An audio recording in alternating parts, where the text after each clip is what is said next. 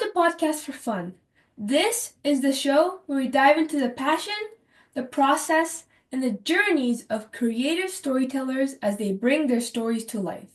I'm your host, Sophia, and today we are joined by a talented actor and playwright, Franky Corcoran. Thank you so much for being here, Franky. Well, there, thank you very much. Thanks for having me on. So let's start with you telling us a little bit about yourself and your creative career. Yes, well, I first started acting and doing theater and all that stuff, and it's crazy to think. I don't like saying it because it makes me feel old. But I started in 2013, so just over tw 10 years ago. I first went.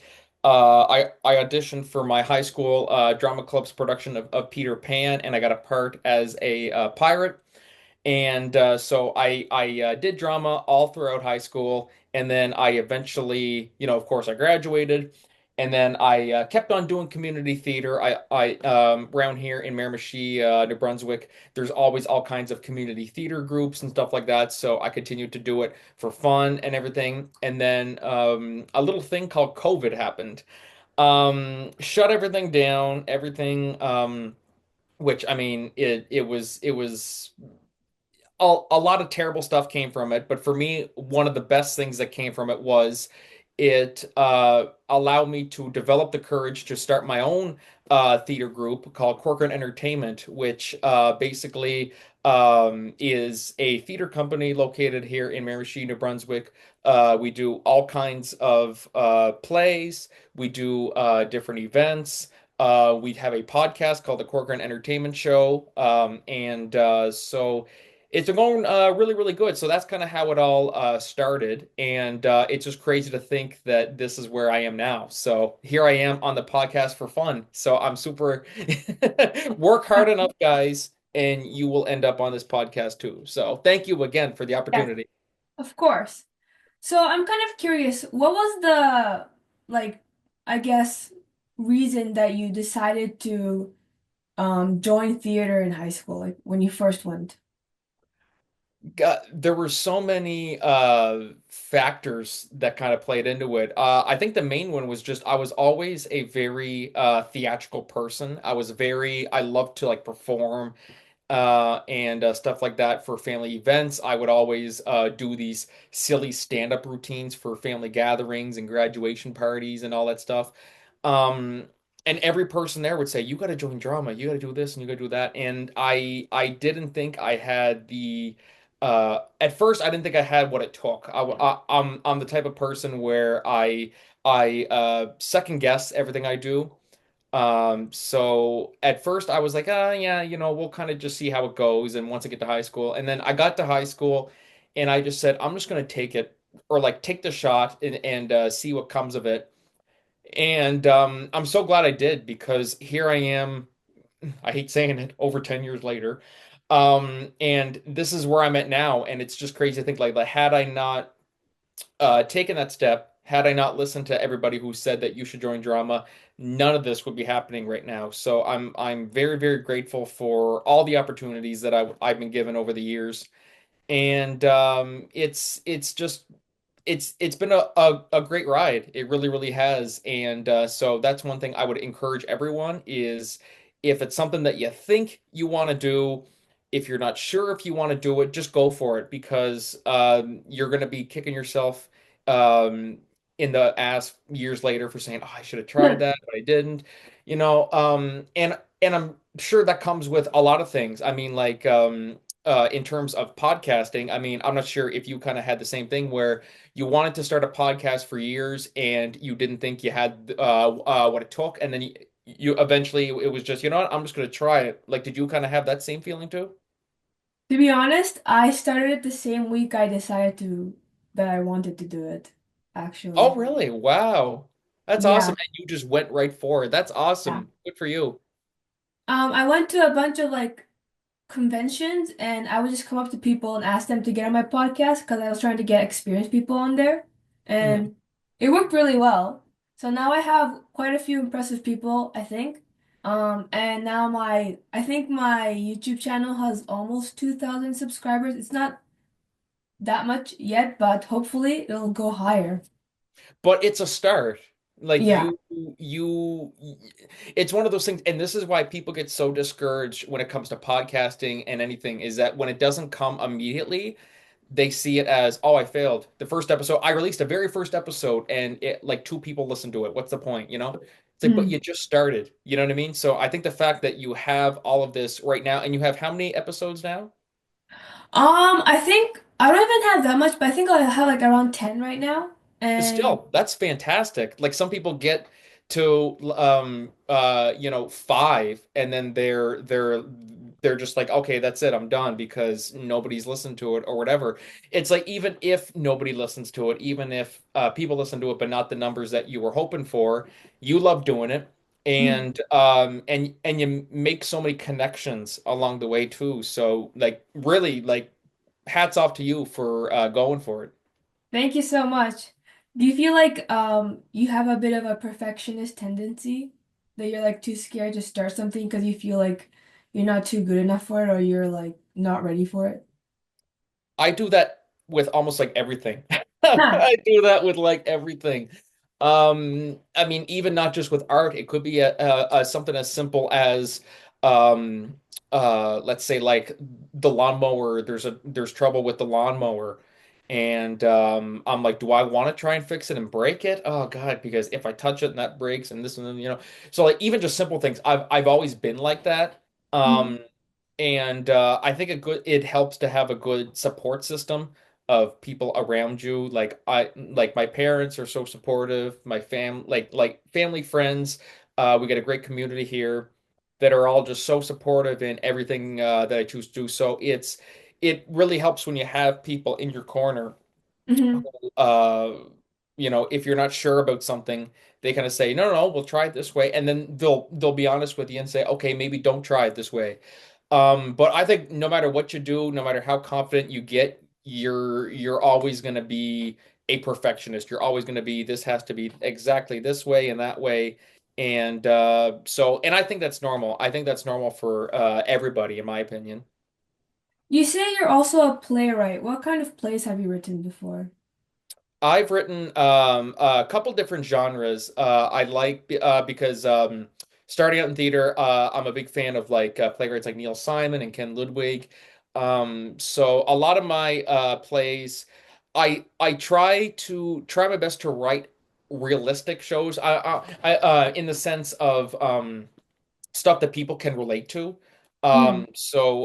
I've written family dramas. I've written a play that took place. It was almost like an office type play if it was set in a theater company, Mhm. and it's one of those things where people can watch that and go, "I work in those types of environments where just you just got wacky people who are they all have different types of personalities and they clash." So I definitely try to write how people are in real life because that can connect with an audience more. Not that they can't connect with a play like, say, The Wizard of Oz or something like that. That's, Mhm. maybe that's happened in real life. Oh, that's my dog. Maybe it's happened in real life. But it's one of those situations where you want the audience to go home feeling something, and if you write it more close to home and about like family dynamics and in workplaces and stuff like that, it resonates with them more. And that's what I'm always like. I kind of put myself in the shoes of an audience member.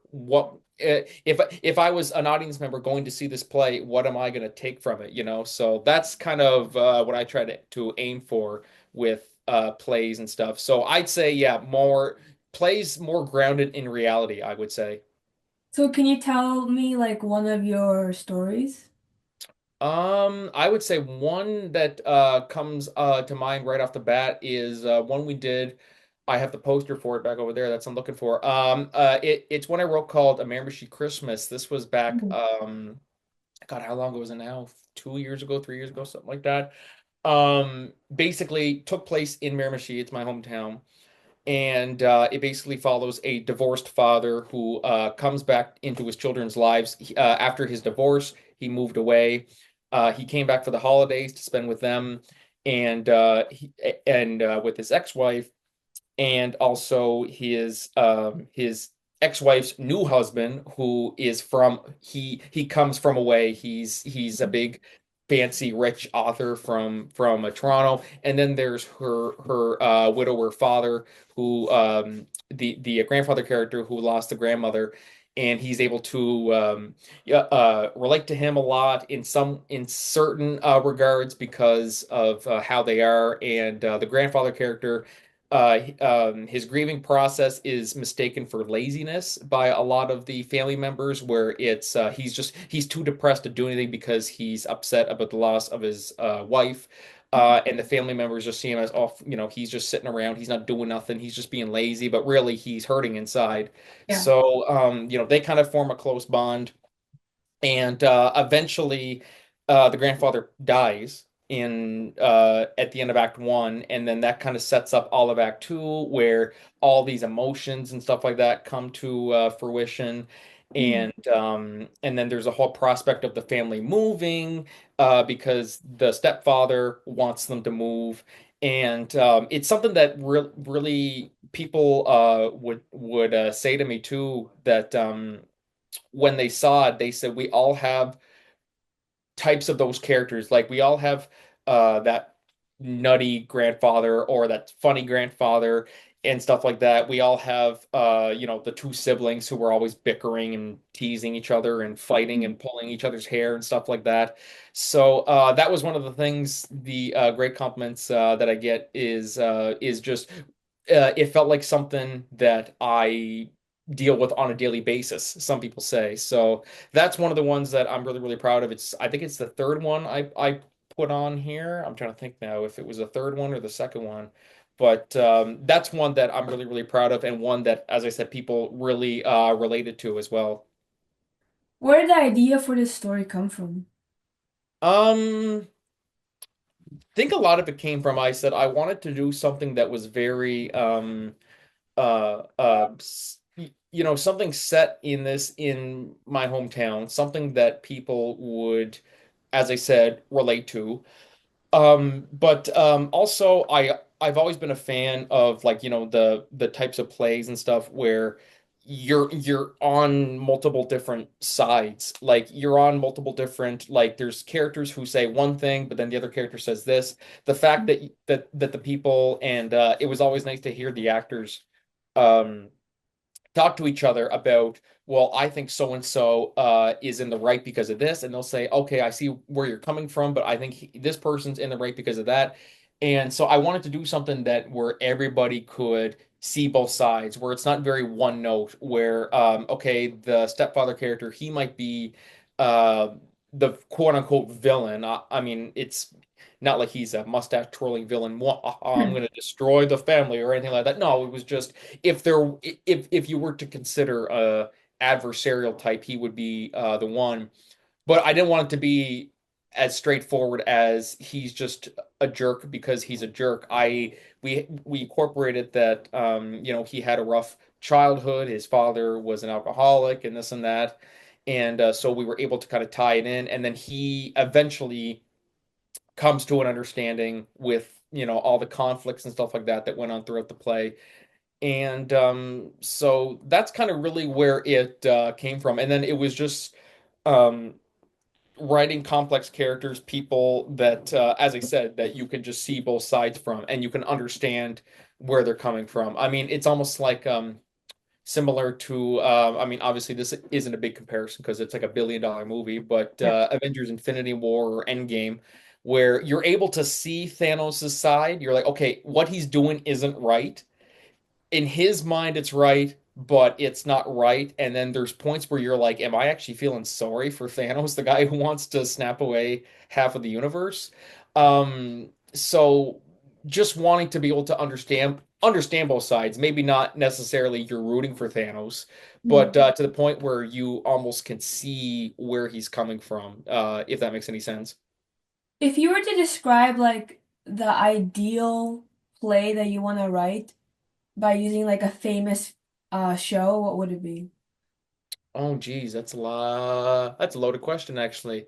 Um, Based off a famous show. Yeah, that's a great question. I mean, there's so many, like, are you talking about like TV show or like a theater show or both?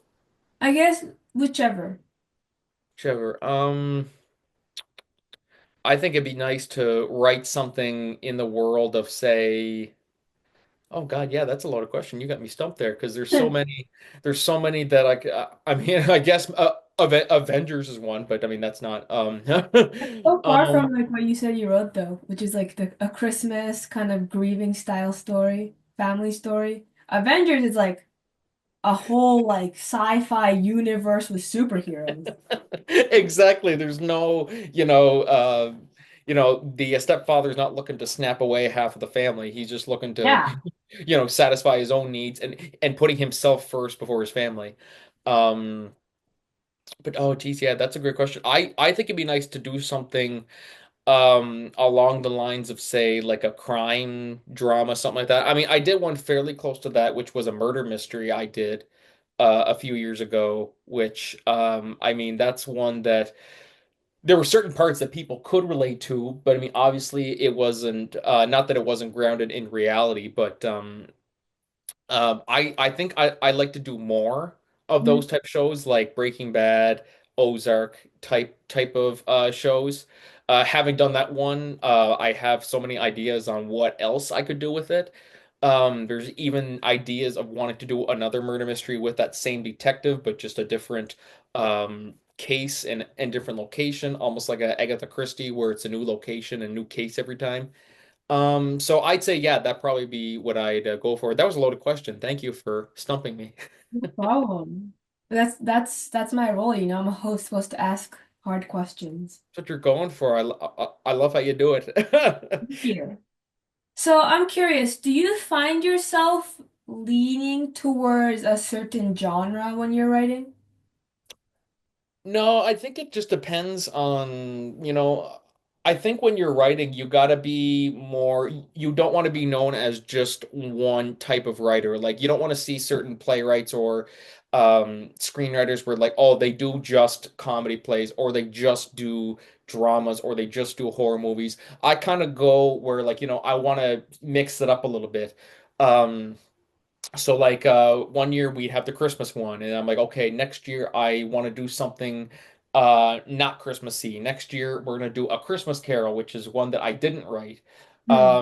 So you want to splice it up a little bit. There's not really one genre that I would say sticks out to me. I think it's more so just, I mean, I'm open to a multitude of genres, but for me it's always a matter of, like, we know our audience here, and it's just a matter of what can I do that wouldn't make them roll their eyes and going, they're doing that, like that type of play again. Oh God, you want to splice it up a bit so it's refreshing, it's new, and it's something that it's not something they've seen a million times. Like I've seen places where they perform the same.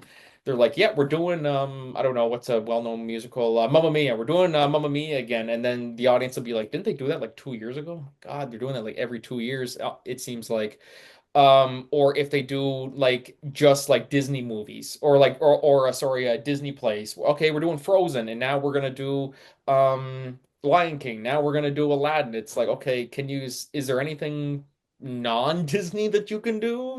So I think it's a matter of knowing your audience and knowing what they want, and splicing things up a bit because you don't want to just be very one note in terms of genres. You know, I see your point in that, but I think that a lot of people go into a niche, and then when they go into that niche, the audience knows, not like they know, but they expect a certain thing from the person. And then when they stop delivering it, I feel like they won't want to be there anymore, if that makes Yeah, I sense. get that. I mean, that's I mean, everyone's different in that regard. I mean, like I always think it's nice to have a couple things different. I mean, like it'd be like if James Gunn, the very talented James Gunn, if he just did superhero movies, as great as he is with superhero movies and writing and directing them, like he's the best there is. But I think there's some times where people will say, can he do anything that's not superhero-esque? Because I mean, he's done lots of other things that aren't superhero movies that are terrific. And I think there's a little bit of I kind of want to see a movie more like I don't know Slither that he did, which was really really good. So I think yeah, there's many different ways to look at it. I think it might also come from my experience where um on TikTok, like social media, I think like a few 100,000 followers, and at first I was posting like this specific type of videos. Um and when I stopped doing that and tried to change courses, people stopped watching my videos because it was something different. It wasn't what I was making before. So that group of audience just left because that's not what they're here for. They're here for my previous type of videos, not my current ones. So I feel like a lot of people have the same thing where if a comedic actor obviously, I've seen comedic actors play serious roles and do a very good job with it, but they still always stay in the realm of comedy. And also, that's another reason as to why I think actors get typecasted because that's the role that people expect them to play. Like when they watch Dwayne Johnson, they expect Dwayne Johnson to be a tough guy, action actor. But if he starts playing, I don't know, if he starts playing like loser roles, weak roles, and he doesn't look as buff anymore, and there's not like that audience who wants to watch action movies are not going to be there anymore because there's no action movie to watch. Right. Well, someone like Jim Carrey is a good example of that. I mean, we all love Jim Carrey. Yeah. Um, I have seen some people say I wish he would just do more serious stuff because he is really good at serious acting as Oh well yeah. too. Oh, But I definitely see that thing where you don't want them to be just one note. Like you see Jack Black, and you just any dramatic role you see him and you're like, oh, that's Jack Black. But for me, that's different actually with Jack Black. The first movie I ever saw Jack Black in was King Kong. The Peter Jackson directed King Kong. That was the first movie I ever saw him in.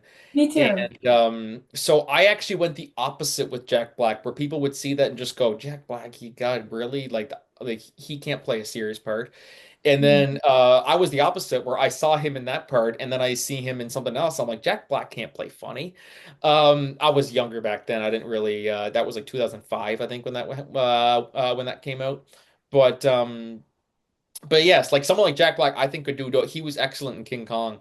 Or someone like Bryan Cranston, who's my favorite actor of all time, or he puts on one of the funniest performances in Malcolm in the Middle as one of the best characters, like period.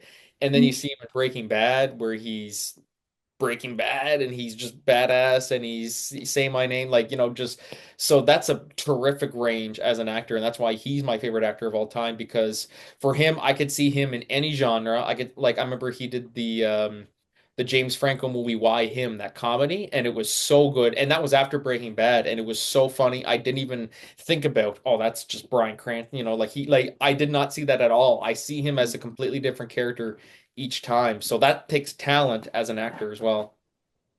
I saw him in, I didn't know until someone pointed it out to me, but apparently he was like the dentist in Seinfeld and he looked so different. I was like, there's no way that handsome dentist was him. Like, what are you talking about? And I didn't believe it. I didn't tell No, Uh, that's the best part about it. Actually, no, I'm just gonna unplug my mic real quick and put it in here because I just realized I don't know if it's coming through. So I'm just gonna.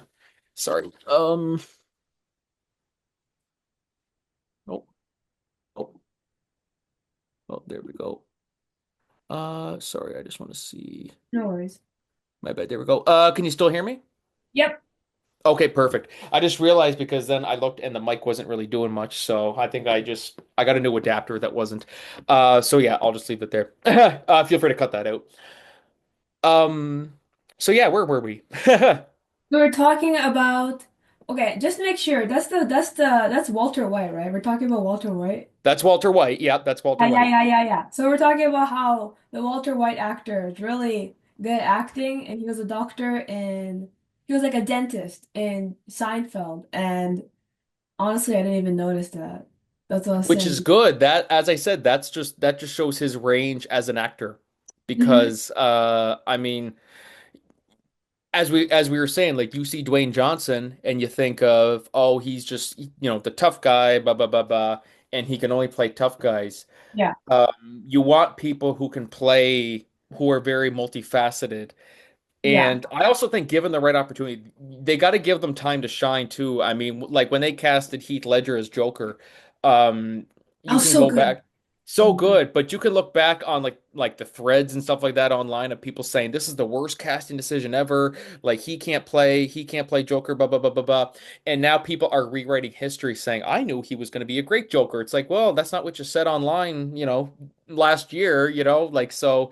That's what I mean. Like just given the right opportunity to shine, an actor can really surprise you. So that's something that I think a lot of people, a lot of Hollywood directors and stuff, I think they need to take a bigger chance on people like that.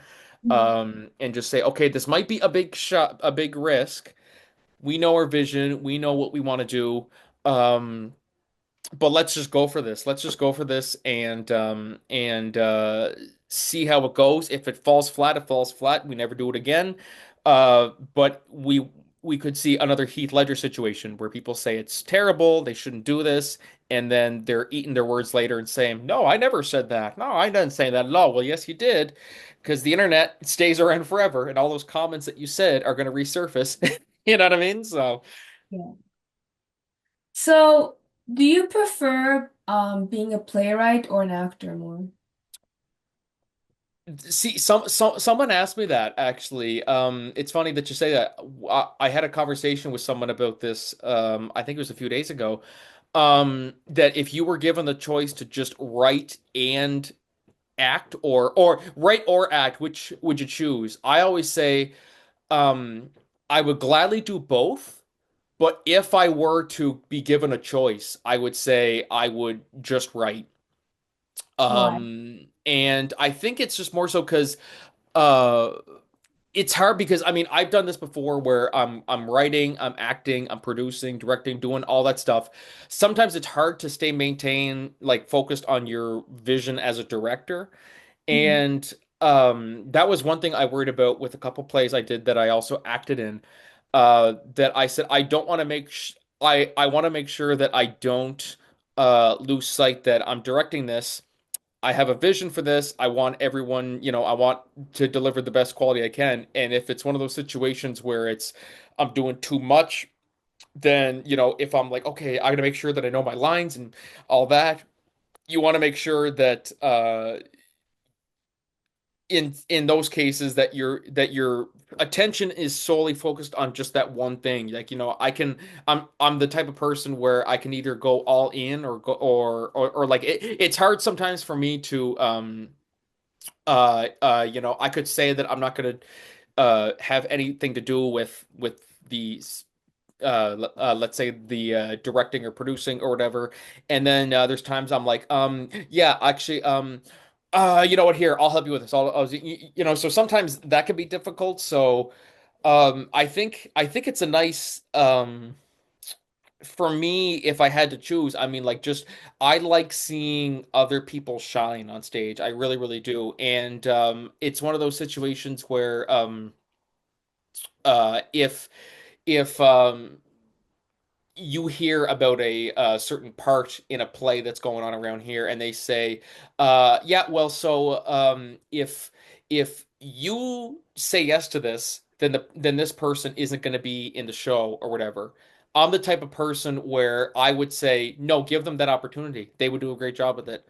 I'm slowly more so focusing on the behind the scenes stuff and all that I'm willing to give other people a chance. Like I would always hate for that opportunity for someone if they were gonna get this part and then they go, "Oh no, it's fine. Frankie said he'd do it, so see you later." Like I would hate to do that.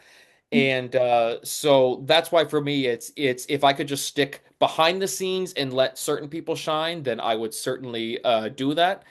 Um but yeah, that's kind of the long answer, but that's where I stand on that. That's actually nice, I feel like that's also kind of why I started my podcast. I wanted to, give people opportunity to talk about their creative visions, I guess. That's how No, they and speak. that's great. Like and you seem humble in that regard. You know what I mean? Like you seem Thank very, you. very humble and just wanting to I mean obviously you're putting yourself out there too, because I mean people will tune in for the guest, of course, but then also if the host is great, they're gonna want to see the host too, you know? I hope So I'm, I don't know. you're great. I've listened to your episodes. I'm not just Oh, saying that because I'm really? talking to you. Yeah, no, I have listened to your episodes too, so I am a fan. Oh, thank you. Which ones have you listened to? I listened to what was the one I was listening to it here? It was on my Spotify. Let me just pull this up real quick. Which guest was it? Podcast for Fun. It was Ashley. Ashley was the last one that it was back in February, I believe. I just had to Yeah, go yeah. out there just to see. And so it's one of those things where yeah, like definitely don't sell yourself short. You're doing a great job, and I know some people will say with certain podcasts, they'll always say, "Oh, people are just tuning in to just see the guest. It's fine." Well, no, they maybe that's true, but they're also tuning in to see you as a host because if the host is terrible, they're just gonna say, "Oh, this is unbearable to watch." It almost reminds me of that interview with Bill Burr and Ethan Klein. I'm not sure if you ever saw that the H3 podcast where Ethan Klein, it was a very awkward interview, Uh-huh. and you could even tell that Bill Burr was kind of getting like very like, what are we doing here? Kind of thing. Yeah. So and then there's people say, oh God, like I watched like the first 10 minutes and then I left. Um, so really being a good host is important because that's also what keeps people coming back. Like let's say you could have someone as big as I don't know, like let's say Jim Carrey's on your show. Yeah.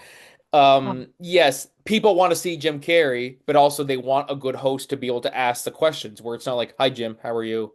Good. So, how are you today?" Like, like you gotta yeah. like you're so full of enthusiasm and stuff like that. So that's definitely pat yourself on the back for that. Thank you. So I'm kind of curious. How far would you want your career to go? Like, what's your ideal position in life? In like I guess, creative aspect. I think it's one of those people say, "Would you rather be rich or famous?" I always say rich, simply because I don't do this for the fame. I do this for, or like, I'm not doing this for the fame. I'm not saying I'm famous by no, like, not at all. People are listening to this going, who the hell is this guy? Um, but I mean, like, I would prefer to just have all the money that I need and have nobody know who I am. As long as I'm able to support myself, support my family, support everyone around me, and just live a good life, that's all I care about. I don't care if I end up being Denzel Washington. I don't care if I end up doing this. I'm happy living my quiet life here in Miramichi, New Brunswick, you know? And I know some people might say, "Oh, you wouldn't want to be famous and go around." No, I don't care about that stuff because I never did this for fame. I didn't do this to thinking that one day I was gonna be a Broadway actor or anything like that. Like I never go into it with that in mind. Um, it's one of those things. If the opportunity comes, absolutely, I would take it and stuff like that. But I don't go into it like if I was given the option, rich or famous, rich because that money could go a long way to helping people. I always say if I had money, like billions of dollars, I would retire my parents. I always say that. That's the first thing I would do is to retire them both and maybe even retire somebody else while I'm at it, an uncle or something like that. You know what I mean? Like as long as they live a good life, that's all I care about. I always say that I want my work to get famous, but I don't need to be famous. You Yeah, know? like you want people to be like, let's say you're writing a book. You want people to read the book, but whether you're going on all these press tours and stuff like that and millions of other guys, you don't care about that. It's just if people read what I do or see what I do or listen to what I do, that's all that matters. And it's almost like that's almost why in a way I guess this kind of goes back to the question that you asked earlier about would you rather write or act? I'd say write because then I can kind of just stay in the background and it's great to see all the other people getting praise for what they do. Mhm. Um, like it's one of those things where if you just wrote a play or you just wrote a TV show or you just wrote a movie, you had nothing to do, you weren't on camera or anything. you're not going to get as much praise as the stars who were on camera. Well, Like yeah. Avengers Endgame, for example. I'm just thinking about that because we were talking about that earlier. Nobody's going up. I mean, like, I'm sure there's people who are going up to the Russo brothers and saying, "Oh my God, you guys did so good! Like, congratulations!" But a lot of the praise is going towards like Robert Downey Jr. and Chris Evans are getting the biggest, yeah, pops in the theaters and the events and stuff because they're the face of it. And I honestly prefer it that way because I mean it would allow you to live like, your quiet life. You can do the work and not be noticed in a way. Mhm. I mean, I feel like, Spielberg and like James Cameron, okay, they're big, right? They're like on screen for interviews and they're famous. But I also feel like they could walk around in the streets and they wouldn't be mobbed, you know? Well, you go to New York, for example. I've heard stories about this where you could go around Los Angeles, everybody knows who you are, and they're taking pictures of this and that. If you walk in New York, it's just like normal. Like normal. Like you could walk in the street and you could see James Cameron or you could see Leonardo DiCaprio and it would just be like seeing a bum on the side of the road. You know what I mean? Like it's just New York is so busy and blah blah blah blah blah blah. Um, I heard of one story. I think it was Paul McCartney. I think it was a story I read where someone filmed a video him walking in this big line of traffic. Nobody was even saying anything to him. It was like Paul friggin' McCartney, Mhm. and people are just walking by and just, hey, it's just a normal guy. But if you go to somewhere else, like, Los Angeles or anywhere like that, it's a whole other situation. It's like people are taking their autograph, they're surrounding them, they're taking pictures. But New York is just a different deal. So I guess it depends really where you're coming from. Yeah. Do you feel like your experience as an actor helps you as a playwright? 100%, 100%. Because let's say you're not acting in the play that you're writing, but you can almost interpret as, okay, if I was acting in this play, how does this sound? Is this something I would be okay with? I think as a writer, you put yourself in the actor's shoes a lot. Um, and I think that's definitely important. And they always say it's good to dip your feet in both writing, directing, acting, in all those different spots because you get the experience and stuff. Like let's say for example, you're doing a TV show that's on a really really low budget or a movie that's on a really really low budget, and let's say you're a writer on it, Mhm. but you also have experience in budgets and stuff like that and producing. And let's say one of the writers says, "Well, can we film in all these 20 different locations?" And as a writer, yes, you're the writer and you're trying to honor the creative vision, but you're also looking at it as someone who's dealt with budgets and stuff like that before and locations and go, "No, we should condense it down because for budgetary reasons and this and that, and there might be some clashes, but you taken the time where if we're filming in this location, that location, there's permits and there's so much like that goes into it. Like I've worked on uh uh TV sets as an extra, and just seeing the amount of work that goes into one shot. Like there was this one show we did here called O'Donnell's, Mhm. and it was insane amount of work for smaller scenes. Like it's all shot in an Irish pub, Mhm. and to just film certain shots, it's okay, we got to film it on this angle here, move all the equipment, all the lighting, and the sound equipment, do the checks, blah, blah, blah, blah, blah, and then turn it around and do it all from the other side. Like it's an insane amount of work that goes into it. And think about doing that with like 20 different locations. It's like that takes a lot of time and it's lots of money because you're paying all the people on board. And so that's why you also have to look at it from a budgetary perspective of can we afford this? Can we afford that?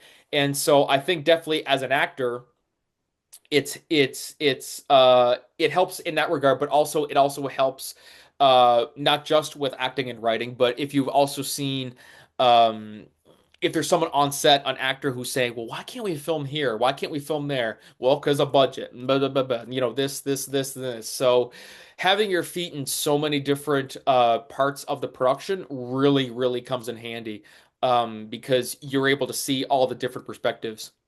Yeah. So, do you go to school for writing? No, I took well. I was tutored by a man, Paul Pedito, Paul and Christopher Pedito, Screenwriters University. Yeah, these were some courses. I first started taking courses with them, or Paul, sorry, and then I work with a Christopher later. He runs a theater in New York. That's how I started. I wouldn't say it was like a university where you were where it was like, yeah, I went to school for 4 years or anything like that. It was like, taking all these courses and programs during COVID to learn the art of playwriting. So I guess that would be where I got it from, but it's not necessarily, I didn't go to Harvard Law School or anything like Okay. that. So I'd say yes and no. So, like, was like an online course or was Online it? program, yeah. Okay, okay, okay. Did you ever go to university or any post-secondary school? Why not? No, I guess that's kind of a lie. I do online courses for early childhood, which that's something I've been doing on the side. It's great to have a backup because I mean, like, here's the thing: you're when you're working in the arts, you're going from job to job, and there's going to be periods where you're not going to be working. There's going to be periods where, okay, I just auditioned for like I just filmed this show and got paid for it, blah blah blah, and now I need to look for another job. And Hmm. so you could audition for that and you could put your name for it, but you might not get it that time. So it's always important to have like a day job. It's important to have stuff on the side, like different jobs. When you're working in the entertainment field, Yeah. you have to be working in 20 different things. You want to make a career as just an actor? You could do it. You absolutely could do it. It's hard because there's 20 different people who are acting. So let's say you don't get the part in this one. Okay, well, you can look for a job. And that's why I say it's important to dip your feet into multiple different parts of the industry because you didn't get this part. Well, then you can go and work as a stagehand. You don't get a part in, or there's no opportunity for a stagehand in this one. Okay, then you can work the lighting. Like it's great to have experience in multiple different fields if that's what you're going for. So it's really good to also have those backups as well. I do feel a lot of people say that the reason they don't want to partake in creative careers or try it is because it's too risky. That's what a lot of people say. Oh, it's risky. It absolutely is, and those people are right. And there's a lot of fears that go into doing that stuff. I mean, because it's not like healthcare where you go to school for nursing and you're not worrying, am I going to get a job? Yeah, in today's economy, oh, you'll have no troubles finding a job. With acting, it's difficult because it's a very competitive business. There's one person can get this part, but there's 70 people who audition for it. And so, you have to go into it. Okay, there's 70 people who auditioned. Let's say 10 of them are like big stars or they're professionally trained and this and that. So you have to temper your expectations and don't let your expectation or no, sorry, don't let your speculation become expectation because I think I'm gonna get this part and you're banking on it and then you don't get it. You're like, well, what, like you can't go by that. Especially as I said, there's so many people who are going for that opportunity. And so yeah, like it's definitely a possibility, but it's one of those things where, as I said, it's not like nursing or let's say carpentry or dentistry or law where you're not worrying, am I going to get a job after this? You'll be okay. You'll find something. But acting, it's much more difficult. Um, and like you could go to film school and this and that and say, well, now that I'm out, I'm gonna go find a job in this and then I'll be successful. And then you end up working at a gas station, like just to pay your bills. So it's difficult. It is difficult.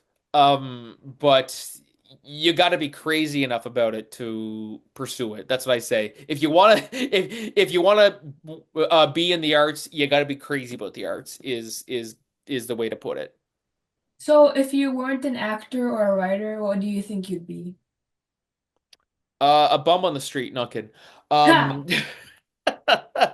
Um, um, I'd say like definitely I love to work in the education field.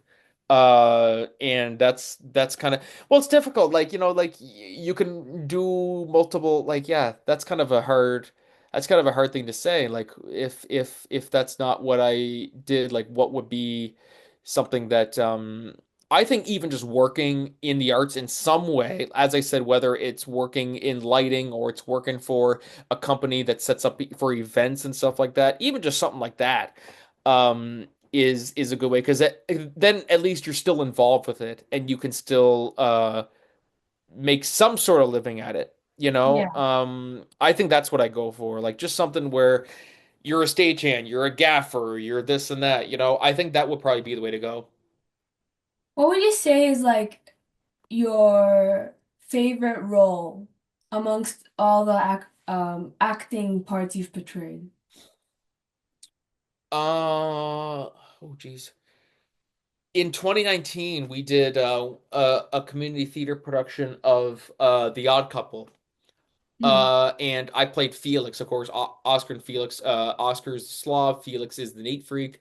That for me was probably my favorite because I think that was the moment where I said I was just like, I just want to keep doing theater forever. Like it was one of those things where I'll never forget. I think it was a Saturday night. It was like that weather in Miramichi in Canada is just crazy sometimes. We get snowed out a lot. We were losing a couple shows because of the storms and all that.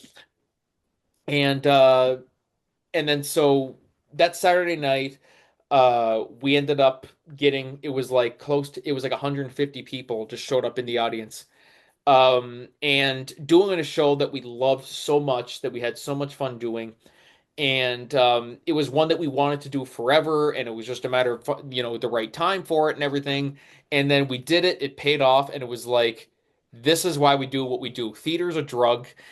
I always say that theater's a good kind of a drug. Like for people who haven't done theater or aren't into it and they say what's the big deal about it, why do you love it so much, you don't know why it's good until you do it. That's like a drug. Like it's you don't know how good this marijuana is until you try it, you don't know what theater's like till you try it. So that's what I'd say. Of all of them, would probably my favorite role would have been Felix from The Odd Couple. So what was the character of Felix like? He was very neurotic.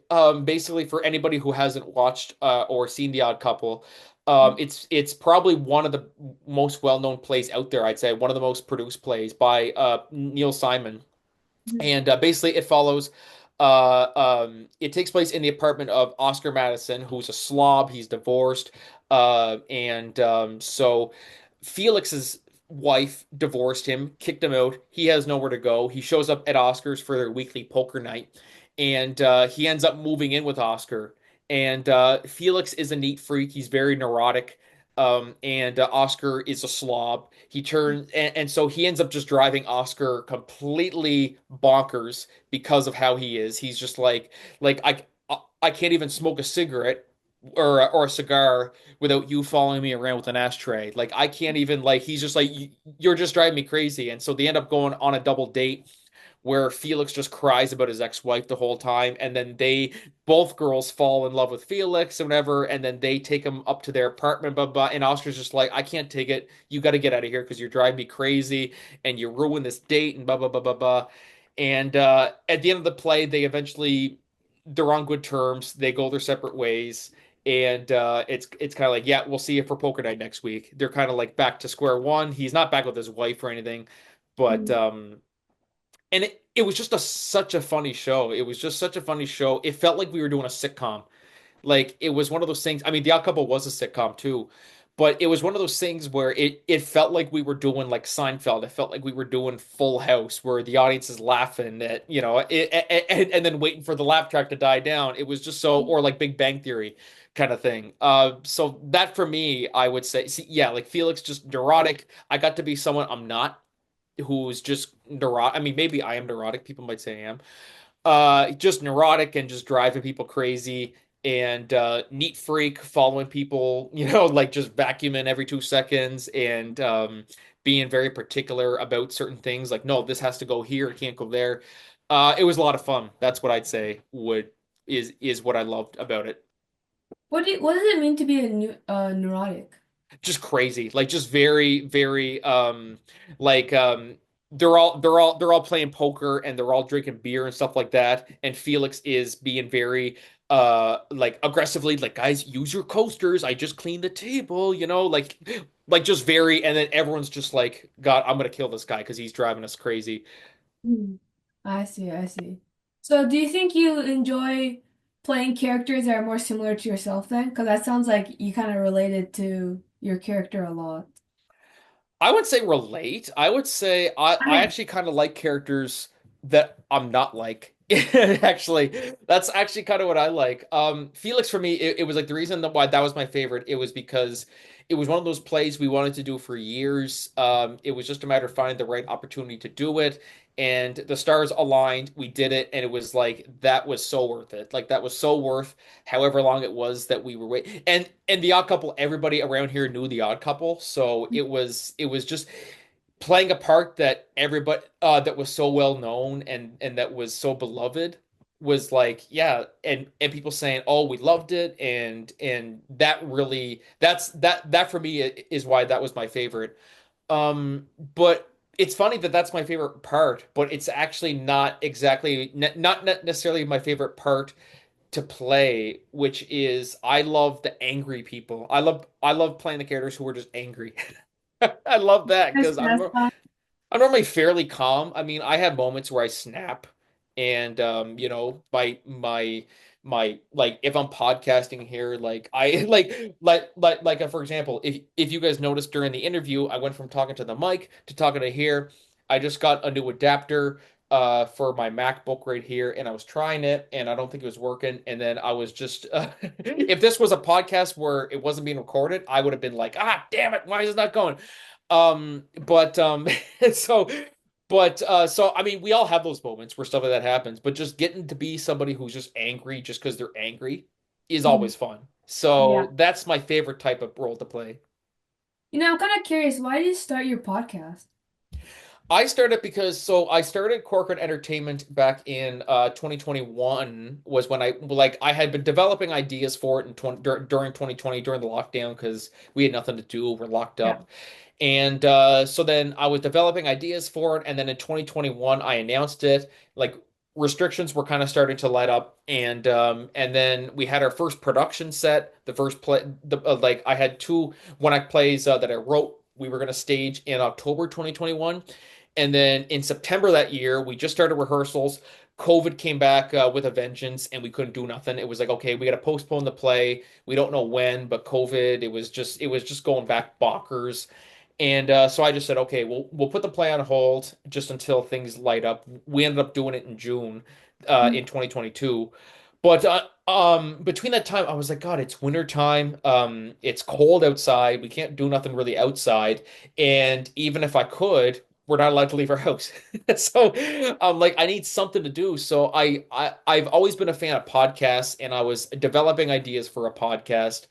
And so I said, okay, you know what? I said, let's just go for it because there's nothing else I can do. We can't do the play right now because of COVID and everything. Um, so yeah, I developed ideas for it. I went for funding for all the equipment and everything. And we launched it in January 2022. I spent like the next, few months like planning it, like booking people, planning out episodes. And so basically, yeah, the podcast since then comes out every Tuesday on Spotify and Apple Podcasts. We also release the odd one on Thursdays, because it's gotten actually to the point now where I've managed to almost have like wait lists, to the point where I'm like, okay, you're on a wait list, but maybe I can squeeze it in on Thursday. It's gotten to that point now where it's been, that I started in 2022. It was nowhere back then. Like in 2022 when starting it, it was sometimes impossible to book people. Now where I've been doing it for a while, it's gotten to the point now where I'm like, I have too many people that I have to, I want to squeeze in. So I've tacked on the odd occasion I will do an episode on Thursday almost as a bonus. Well, Um, and it's not something I fully commit to every week because there might be a week where I'm like, okay, I just used up all my guests. Now we got nobody. So I want to leave some scattered throughout the year. Um, so yeah, basically I talk with a guest for the first 40-45 minutes of the show, and then the last 10 or so minutes I will ramble about entertainment news, what's going on in entertainment. Maybe a new movie just came out and I'll kind of, review the movie. And so that kind of just gives it a nice little almost feels like radio a little bit, I guess you could say. We have a guest and then, all right, guys, welcome back. So Minecraft movie, blah blah blah. Was it good? What was it bad? Kind of just talk a little bit about that. And so yeah, and then it's crazy to think that, I'm talking about why I started it. I didn't think it was going to get to the point where it is now. It was just one of those things I said, I'm just going to do it until things light up and I can do theater and stuff like that again. Um, and I just fell in love with doing it. And so that's why I'm still here all these years later doing it. And I'm meeting people like you. And so I'm real appreciative of the opportunity. And so, yeah, that's the long answer of why I started it. that's nice. It's kind of like you're using your time during COVID wisely. Exactly. And I say like that's one of the good like the benefits that came out of it. And then I also decided to get a dog around that time too, which he was barking here earlier. If I'm not sure if you guys might have heard that earlier on, he was losing his mind at somebody. But we found our ways to keep busy during it, and I'm happy that we're at a point now where we can still do stuff again. And not saying that COVID's over, because I mean, like people say, "Oh, COVID's gone." No, people are still getting COVID, but it's just we're vaccinated and all this stuff like that, and it's been contained is the way to put it. So we've been able to get back to some kind of normal, and it's been great. It's been a really fun ride. How do you feel about Hollywood movies today? Um, I think there's a lot of they've released a lot of great ones. Like I talk about Avengers a lot on the podcast. Like I read an article on there which was basically saying that like Endgame ruined the MCU and stuff. Um but a lot of it I disagree with to some degree. I agree with a lot of it. I disagree with a lot of it. And I think a lot of it comes from like look, that was a golden like there's times where it's hard to match certain levels of cinema. Like I use the MCU as an example because 2019 Avengers Endgame, like it was just going boom boom boom boom boom boom boom, like it was just going up high high high, and then after Endgame it was like boo boo boo boo boo boo, like as before where it was just going up up up and then down and then good and then up and then down. So in terms of Hollywood movies and stuff like that, I think they've gotten to that regard too where they're so used to like let's say Martin Scorsese. I still didn't see Killers of the Flower Moon yet, but some people saying, "Oh, like I didn't like it because it wasn't as good as Goodfellas." It's like okay, but that's not really a good like. I think people have almost gotten spoiled to a certain extent. We're still getting great movies. It's just if they're not as good as what came before, then people just immediately say it was a failure. Um, and to me, I don't really necessarily agree with that. I think just like okay, like this TV episode here, maybe it wasn't as good as some of the older episodes. Like let's say Walking Dead is a big one that I talk about. The new spin-offs, like yes, some of them might not be as good as the original. Sure, that's true. But does that mean that they're terrible? No, it doesn't mean they're terrible. It's just we have too high of expectations is what I think it is nowadays. So if you watched Walking Dead, have you also watched Invincible before? I've no, which is funny. My buddy Sean, if you're listening to this, he's always pestering me about. He says, "Dude, you got to watch Invincible, and then I want to come on the podcast and we talk about it." It's on my bucket list. I said, "Okay, I'm working on it. I'm working on it." And then he'll message me the next day, "Did you watch Invincible yet?" I'm like, "I'm working on it. I'm trying to get to it." Um, but but it is on my bucket list. I definitely plan to watch Invincible because I mean, there's lots of great Walking Dead actors in that as well too. And It's crazy. There's lots of entertainment that I actually just binge watched Young Sheldon the last a couple of months ago. That actually took a lot of time too because I was like, oh yeah, I was supposed to watch Invincible, but then I ended up watching Young Sheldon and then I kind of forgot about Invincible. So there's so much, but yeah, I definitely plan to watch Invincible. That's one of my go-tos. Do you know that Invincible is the same creator as Walking Dead?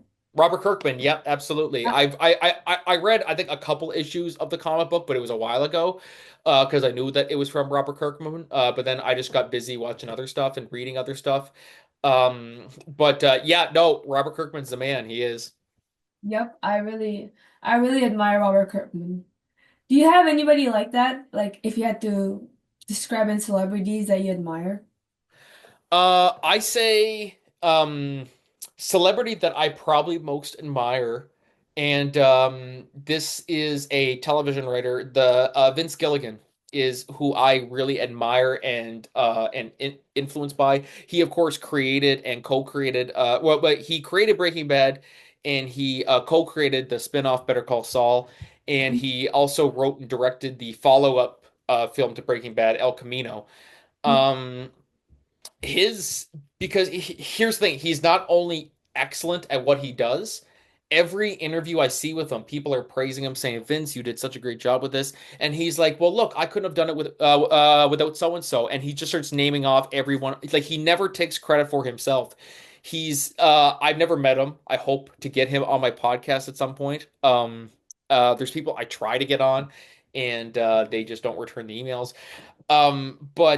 He's the one I admire the most, especially as a writer and as someone who is a creative person, and just how humble he is about what he does. He's fantastic. He's done some amazing things, but for him, it's man. I just did it, you know, like it's that's what I love about it, and so I'd say Vince Gilligan, hands down. Yeah, that's a good answer. I recently started watching Breaking Bad too, so that's kind of interesting. Oh, perfect. We got to do a follow-up episode and like review it or something like that. Yeah, yeah. If you ever need someone, call me, okay? Better call Frankie. Okay. Okay, I have one last question for you, Frankie. What's one advice you'd give to the aspiring storytellers watching this right now? Don't set your expectations too high. Don't go into it thinking I'm gonna be Robert Kirkman, for example. I'm gonna be Vince Gilligan. I'm gonna be J.K. Rowling. Don't go into it expecting that because if it doesn't come to you, it's not gonna happen because you could like JK, like Harry Potter has sold what, how many million copies? I'm just going to say a number like 10 million, like maybe 100 million copies. I'm just going to say that because I mean Say it's more, say probably that. it's got to be 100 million or something like that. But but if somebody is like aspires to be like JK Rowling and they sell, let's say, 300 copies of their book, they'll say it's a failure. I failed it because it didn't sell millions of copies like J.K. Rowling. It's like, dude, that's a great number. Like that's so good. You know how many people would kill for that, especially someone who's like just starting out and everything. That's what I'd say. Set your expectations low. Be confident, but not too confident. I mean, like just because I'm a playwright and do podcasting, I'm not going into it saying I can't wait to be Joe Rogan. I can't wait to be Neil Simon. I'm not like I you can't go into it expecting it's gonna be like that.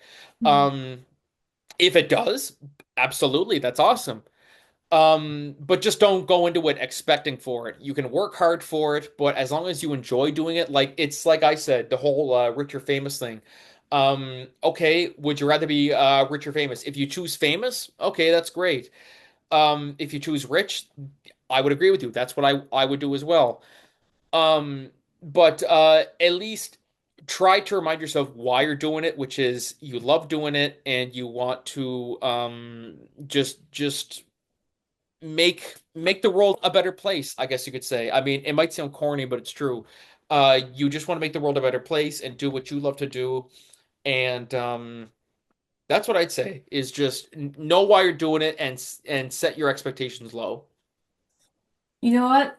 I go in, I don't expect my expectations to be high, but I do go in being like, I want to be like Robert Kirkman because that's what I'm trying to do. But it's not like I expect to succeed immediately. I just expect that if I keep working hard, I'll eventually get there, if that makes sense. That's the thing, exactly. Like you say, I'd love to be like Robert Kirkman. Will but you're not going into it saying I'm going to be the next Robert Kirkman. You're not going into it expecting it. You can say you love it. Like it's one thing. I would love to have $1 million. Yes, I would love to have $1 million too. Am I expecting to make $1 million? No. It's just if it, work for it. If it comes, it comes. If it doesn't, it doesn't. Because when you let your expectation become reality, or that's what you want anyway, it's not going to happen because no matter what, you're not going to be satisfied. Mm-hmm. And where can our awesome listeners find your work, Frankie? You can find us on Facebook and Instagram at Corcoran Entertainment. And you can listen to our podcast, The Corcoran Entertainment Show, on Spotify, Apple Podcasts. It appears on YouTube as well too. I don't normally do much with it on YouTube because with how YouTube is sometimes, I'll put out an episode and it gets restricted for whatever reason.